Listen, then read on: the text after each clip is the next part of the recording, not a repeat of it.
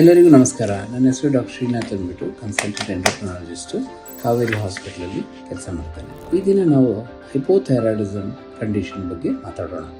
ಏನಿದು ಹೈಪೋಥೈರಾಯ್ಡಿಸಮ್? ಎಲ್ಲರಿಗೂ ತಿಳಿದ ಹಾಗೆ ಥೈರಾಯ್ಡ್ ಗ್ಲ್ಯಾಂಡು ನಮ್ಮ ಕುತ್ತಿಗೆ ಮಧ್ಯದಲ್ಲಿ ಇರೋದು ಅಂತ ಆರ್ಗನ್. ಅಲ್ಲಿಂದ ಥೈರಾಯ್ಡ್ ಹಾರ್ಮೋನ್ ಸೆಕ್ರೇಟ್ ಆಗುತ್ತೆ, T3, T4 ಮುಖ್ಯವಾಗಿ.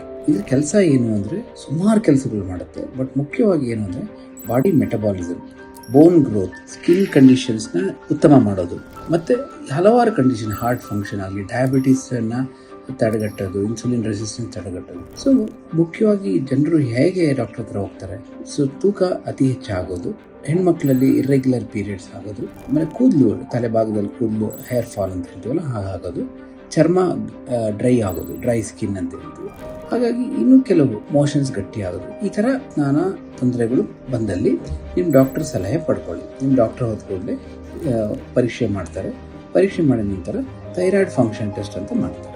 ಅದರಲ್ಲಿ T3, T4, TSH ಏನನ್ನ ಗಂಟಲ್ಲಿ, ಕುತ್ತಿಗೆನಲ್ಲಿ ಗಂಟು ಏನನ್ನ ಇದ್ದಲ್ಲಿ ಅವರು ಅಲ್ಟ್ರಾಸೌಂಡ್ ಸ್ಕ್ಯಾನ್ ಥೈರಾಯ್ಡ್ ಮಾಡ್ಬೋದು, ಬೇರೆ ಯಾವುದನ್ನು ಸ್ಕೇಲ್ ಟೆಸ್ಟ್ ಮಾಡ್ಬೋದು.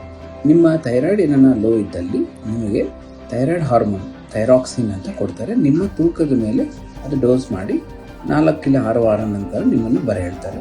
ಅದು ನೋಡಿಕೊಂಡು ಡೋಸ್ ಅಡ್ಜಸ್ಟ್ ಮಾಡಿ 3 months to 6 months ಮಾನಿಟರ್ ಮಾಡ್ತಾರೆ. ನಿಮ್ಗೆ ಏನನ್ನ ಇದ್ರ ಬಗ್ಗೆ ಇನ್ನೂ ತಿಳ್ಕೋಬೇಕು ಅಂತಂದರೆ ನಿಮ್ಮ ಡಾಕ್ಟರ್ ಹತ್ರ ಸಲಹೆ ಪಡಬೇಕು. ಎಲ್ಲರಿಗೂ ನಮಸ್ಕಾರ, ಧನ್ಯವಾದಗಳು.